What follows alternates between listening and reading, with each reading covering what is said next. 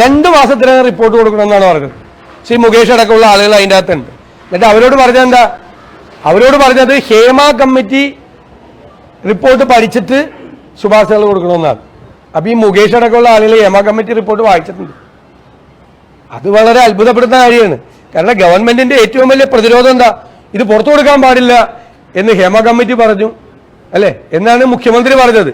പക്ഷേ ഈ 2023 ജൂലൈയിൽ സിനിമാ നയ രൂപീകരണ കമ്മിറ്റി ഉണ്ടാക്കിയപ്പോൾ ആ കമ്മിറ്റിക്ക് കൊടുത്ത ഒരു നിർദ്ദേശം ഹേമ കമ്മിറ്റി റിപ്പോർട്ട് പഠിച്ച് സിനിമാ നയം ഉണ്ടാക്കണമെന്നാണ്.